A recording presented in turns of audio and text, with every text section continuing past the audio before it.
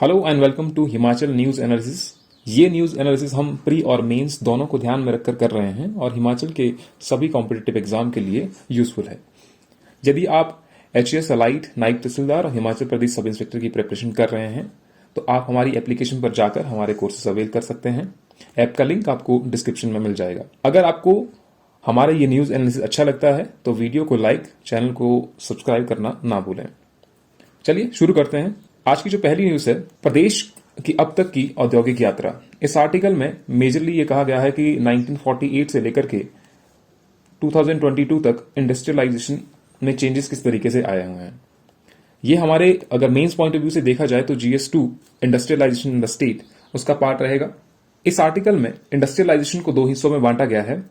पहला है 15 अप्रैल 1948 से लेकर के 1971 तक और दूसरा है 1971 से लेकर के 2022 तक। इस वाले हिस्से में देखें अगर हम 15 अप्रैल 1948 से लेकर के 1971 तक, तो हिमाचल प्रदेश में जो इंडस्ट्रियलाइजेशन थी वो केवल नाम मात्र थी जो इस आर्टिकल में कहा गया है। फॉर एग्जाम्पल हम देखें तो हिमाचल प्रदेश में उस वक्त नाहन में Nahan foundry which was started in 1962। आप लिख लीजिए Nahan foundry which was started in 1952। Kasauli और सोलन में Mohan Meakin brewery which was started by Edward Dyer in 1855। Mandi में दरंग सॉल्ट माइंस, नूरपुर में रेशम मिल which was established in 1963 और पालमपुर में cooperative tea factory started in 1952। Nahan और बिलासपुर में रोजिन एंड तारपीन फैक्ट्रीज। तो हिमाचल प्रदेश में जो गिनी चुनी इंडस्ट्रीज थी वो यही थी।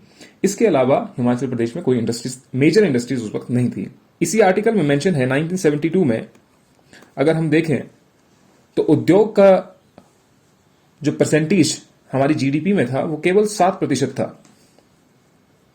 इसके कंपैरिजन में अगर हम देखें तो 52% केवल कृषि और बागवानी से आता था। 1971 में जब हिमाचल प्रदेश को स्टेटहुड का दर्जा मिला उसके बाद ही हिमाचल प्रदेश में असल में इंडस्ट्रियलाइजेशन स्टार्ट हुई। जैसे कि कुल्लू में हैंडलूम के क्षेत्र में राष्ट्रीय व अंतर्राष्ट्रीय पहचान बनाई। कुल्लू शॉल के बारे में आपने सुना होगा जिसको जीआई टैग भी दिया गया है। बिलासपुर के बरमाना में सीमेंट फैक्ट्री, जो प्रीलिम में पूछा गया है कई बार ये क्वेश्चन। बरोटीवाला का क्षेत्र जो चंडीगढ़ और पंजाब के साथ लगने के कारण वहां पर उद्यमों के लिए वो आकर्षण का केंद्र बन गया है। परमाणु लाइट इंजीनियरिंग के क्षेत्र में अपना नाम बनाने लगा है। 1990 के दशक में राज्य के सकल घरेलू उत्पाद में उद्योगों का योगदान बढ़कर के 27% हो गया था, जहां ये थी 1948 में 7% थी। 1990 के दशक में यह योगदान बढ़कर के 27% हो गया। वर्ष 2003 के पश्चात जब केंद्र में तत्कालीन प्रधानमंत्री अटल बिहारी वाजपेयी की सरकार थी उस समय राज्य के लिए विशेष औद्योगिक पैकेज की घोषणा की गई। इस विशेष औद्योगिक पैकेज के कारण ही हिमाचल प्रदेश में इंडस्ट्रियलाइजेशन स्टार्ट हुई। तब से लेकर अब तक करीबन 44,000 उद्योग स्थापित हो चुके हैं। 3 जनवरी 2003 को केंद्र सरकार ने हिमाचल को विशेष औद्योगिक पैकेज स्वीकृत किया। इसमें सभी प्रकार के औद्योगिक लाभ मौजूद थे। अटल जी के प्रयासों का परिणाम है कि सिरमौर, सोलन, ऊना 3 जिले ऐसे हैं जहां पर औद्योगिक विस्तार प्रमुखता से हुआ है। ये 2013 तक था लेकिन ये सिर्फ 2007 तक ही सीमित रहा। इसके अलावा औद्योगिक विकास की गति तेजी से बढ़ने लगी। कृषि आधारित अर्थव्यवस्था से हटकर प्रदेश उद्योग व सेवा उद्यम आधारित अर्थव्यवस्था की ओर अग्रसर होने लगा, जिसका परिणाम यह है कि आज सेकेंडरी क्षेत्र का योगदान प्रदेश की अर्थव्यवस्था का लगभग 41% हो गया है। वर्ष 2003 में जहां राज्य से मात्र 500 करोड़ का निर्यात होता था, देखिए जो यहां से एक्सपोर्ट होता था 500 करोड़ होता था, आज बढ़कर के 1600 करोड़ तक पहुंच गया है। औद्योगिक क्षेत्र, बस्तियां व थीम पार्क की संख्या आज 76 हो गई है। Food park, medical device park Himachal Pradesh के औद्योगिक विकास के द्योतक बन गए हैं। फूड पार्क आपने सुना होगा कि हाल ही में Cremica mega food park establish हुआ। क्रीमिका मेगा फूड पार्क कहां पर? ऊना डिस्ट्रिक्ट में। 107.34 करोड़ की लागत से ये फूड पार्क बना। मेडिकल डिवाइस पार्क जो अभी बनेगा सोलन के नालागढ़ क्षेत्र में, इस पर भी काम जल्द ही शुरू हो जाएगा। पारंपरिक कोयला आधारित ऊर्जा के स्थान पर अब प्रदेश ग्रीन व स्वच्छ ऊर्जा की ओर बढ़ रहा है। नवंबर 2019 में धर्मशाला में आयोजित वैश्विक निवेशक सम्मेलन इन्वेस्टमेंट मीट के बारे में आपने सुना होगा। 36 देशों के लगभग 2800 व्यापारिक प्रतिनिधि इसमें शामिल हुए। 96,000 करोड़ के प्रस्तावित निवेश के 700 से भी अधिक समझौता ज्ञापन हस्ताक्षरित किए गए। इसके बाद 1.5 महीने के पश्चात ही 27 नवंबर 2019 को शिमला में फर्स्ट ग्राउंड ब्रेकिंग का आयोजन होता है, जिसमें 13,488 करोड़ रुपए के प्रस्तावित निवेश के 236 समझौता ज्ञापन धरातल पर लाए जाते हैं। देखिए यहां पर क्या था, 700 पर हस्ताक्षर किए गए थे, लेकिन वो धरातल पर नहीं थे। 700 में से 236 धरातल पर लाए गए और 27 दिसंबर 2021 को जब मंडी में आयोजन होता है फिर से, तो यहां पर 28,198 करोड़ रुपए के प्रस्तावित निवेश के 287 समझौता ज्ञापन पर धरातल पर लाए गए। व्यापार में सुगमता के अंतर्गत पहाड़ी राज्यों की श्रेणी में वो लक्ष्य प्राप्त करने वाले राज्यों की श्रेणी में प्रदेश ने प्रथम स्थान पर पाया। ईज ऑफ डूइंग बिजनेस में अगर हम देखें तो पहाड़ी क्षेत्रों में से हिमाचल प्रदेश ने प्रथम स्थान पाया। आज व्यापार स्थापित करने व चलाने संबंधी लगभग सभी सेवाएं लोक सेवा गारंटी अधिनियम के अंतर्गत नियत समय पर सिंगल विंडो प्रणाली के माध्यम से ऑनलाइन सेवाएं दी जा रही हैं, यानी कि सभी की सभी सेवाएं आपको एक ही वेबसाइट पर मिल जाएंगी। मुख्यमंत्री स्टार्टअप व मुख्यमंत्री स्वावलंबन योजना ने प्रदेश में स्वरोजगार सृजन की संभावनाएं के द्वार खोले हैं। कुल मिलाकर हिमाचल जैसे पहाड़ी राज्य के लिए यह गर्व की बात कही जा सकती है कि यहां पर इंडस्ट्रियलाइजेशन जो है वो इतनी हद तक बढ़ गई है। हिमाचल प्रदेश भूमि मुजारा व सुधार कानून की धारा 118, लैंड टेनेंसी एक्ट की धारा 118, जो हम नेक्स्ट आर्टिकल में पढ़ेंगे, पहाड़ी प्रदेश होने की निर्बाध कनेक्टिविटी की समस्या आदि बातें औद्योगिकरण के रास्ते में थोड़ी बाधा बन रही हैं, क्योंकि यहां पर इस आर्टिकल के तहत लैंड टेनेंसी एक्ट के कारण ही यहां पर बाहरी जो लोग हैं जो यहां पर इन्वेस्टमेंट करना चाहते हैं थोड़ा सा मुश्किल हो जाता है। तो इसके बारे में नेक्स्ट आर्टिकल में पढ़ेंगे। तो यही था इंडस्ट्रियलाइजेशन का दौर जो 1971 से स्टार्ट हुआ और अभी तक चला हुआ है। नेक्स्ट आर्टिकल देखते हैं। 5 साल में यूज करनी होगी धारा 118 की जमीन। मेंस की बात करें तो GS2 economy of Himachal Pradesh वहां से रिलेटेड रहेगा। हिमाचल सरकार टेनेंसी लैंड रिफॉर्म एक्ट की धारा 118 में बदलाव करने जा रही है। इसमें क्या बदलाव होगा ये आपके मेंस के लिए बहुत ही इंपॉर्टेंट है। यह बदलाव जो किया जा रहा है वो हिमाचल प्रदेश में इन्वेस्टमेंट के नजरिए से किया जा रहा है, क्योंकि इससे पहले अगर कोई भी व्यक्ति हिमाचल का निवासी ना हो और वो हिमाचल में इन्वेस्टमेंट करना चाह रहा है तो उसके लिए एक टाइम पीरियड दिया जाता है कि आपको वो जमीन 2 साल में यूज करनी है और उसमें 1 साल का एक्सटेंशन दिया जाता है 2+1, यानी कि टोटल उसको 3 साल का टाइम पीरियड दिया जाता है कि आपको जो आपको जमीन दी गई है उसका यूज करना है।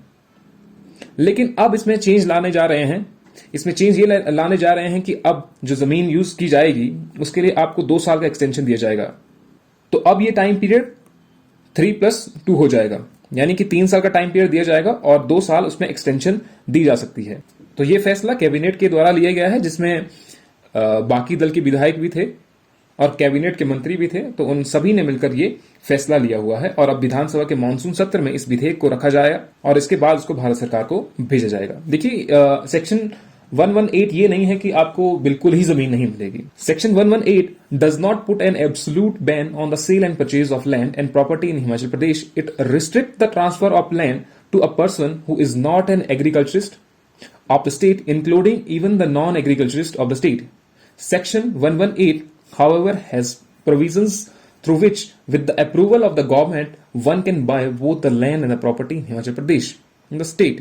तो अगर हिमाचल गवर्नमेंट से परमिशन मिल जाती है प्रॉपर तरीके से, तब यहां पर जमीन परचेज की जा सकती है। एब्सोल्यूट बैन नहीं है। तो अगर हम इस आर्टिकल के नजरिए से देखें तो यहां पर जो मेजर बात की गई है वो बात की गई है इन्वेस्टमेंट के नजरिए से कि आपको वो लैंड जो है वो यूज करनी है 3 साल में। पहले 3 साल था, अब क्या किया जाएगा, उसको 5 साल किया जाएगा। 3+2, 2 साल की एक्सटेंशन दी जाएगी। नेक्स्ट आर्टिकल देखें। जल जीवन मिशन में हिमाचल को मिले 1344.94 करोड़। तो ये इंफॉर्मेशन दी गई है हमारे जल शक्ति मिनिस्टर महेंद्र सिंह ठाकुर जी के द्वारा। बेसिकली आपको ये क्या पता होना चाहिए कि जल जीवन मिशन किसके द्वारा स्टार्ट किया गया था, कब स्टार्ट किया गया था। रिसेंटली भी न्यूज आई थी जब हमने इसको कवर किया था करंट अफेयर में। Chamba in Himachal Pradesh has become 100 Har Ghar Jal district, the 5th aspirational district to be covered under the initiative. Jal Jeevan mission के अंतर्गत भारत सरकार ने टारगेट रखा है कि 2024 तक हर घर जल पहुंचाया जाए, यानी कि टैप वाटर पहुंचाया जाए। स्टेट गवर्नमेंट की हम बात करें, हिमाचल गवर्नमेंट की हम अगर बात करें, the state government is working effectively to implement Har Ghar Nal Yojana at grass root level. 14,50,000 households have been provided with tap water connection. 14,50,000 लोगों तक अभी तक टैप वाटर कनेक्शन दिए गए हैं हिमाचल गवर्नमेंट के द्वारा. Jal Shakti department aims to provide tap water connection in every rural household by 15th of August 2022.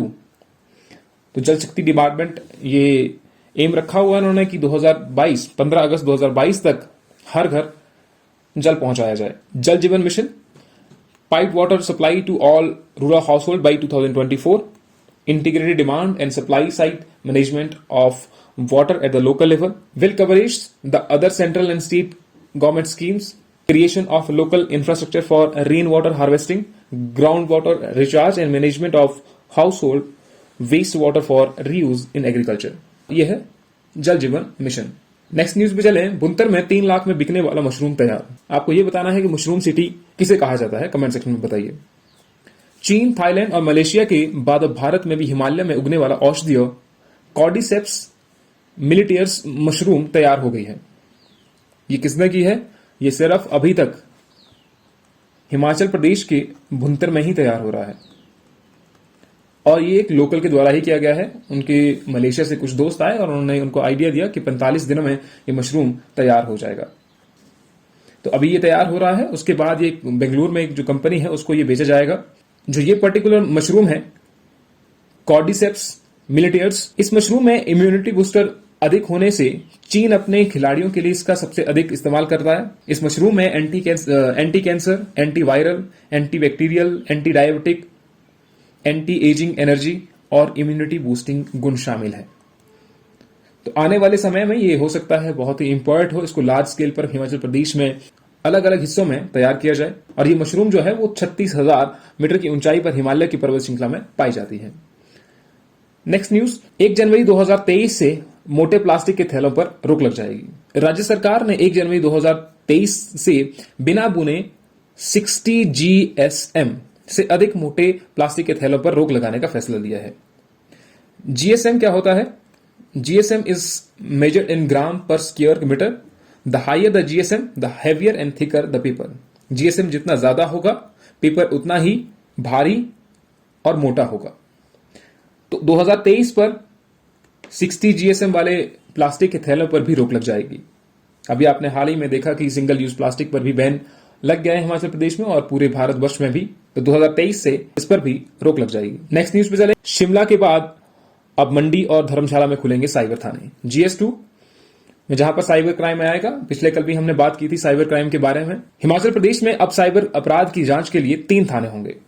अभी तक सिर्फ एक ही थाना था साइबर क्राइम के लिए और वो कहां पर है? जो आपका police headquarter in Shimla. Police headquarter Shimla. अब ये साइबर थाना धर्मशाला और मंडी में भी खोले जाएंगे. तो इस तरीके से हिमाचल प्रदेश में अब 3 साइबर थाने हो जाएंगे. प्रीलिम पॉइंट ऑफ व्यू से बहुत ही इंपॉर्टेंट. नेक्स्ट न्यूज पे चलें. मॉनसून में बहे 563 करोड़. GS1 का पोर्शन जो है hazard, vulnerability and risk profile of Himachal Pradesh main से रिलेटेड है. प्रीलिम पॉइंट ऑफ व्यू से ज्यादा इंपॉर्टेंट नहीं है लेकिन मेंस में आपको आ जाएगा. हिमाचल प्रदेश में अभी तक मॉनसून जो हुआ उसमें बहुत सी सड़कें, यहां पर बताया गया है सड़कें, ट्रांसफार्म या पेयजल योजनाएं जो है वो ठप हो गई हैं. इसके साथ साथ में अभी जो मॉनसून है वो कंटिन्यू है लेकिन इस न्यूज को हम फिर से कवर करेंगे जहां हम इसको मेंस पॉइंट ऑफ व्यू से कवर करेंगे. हिमाचल गबरू की बर्मिंघम में चांदी. हमीरपुर के वेट लिफ्टर विकास ठाकुर ने कॉमनवेल्थ गेम्स में 2022 में जीता सिल्वर.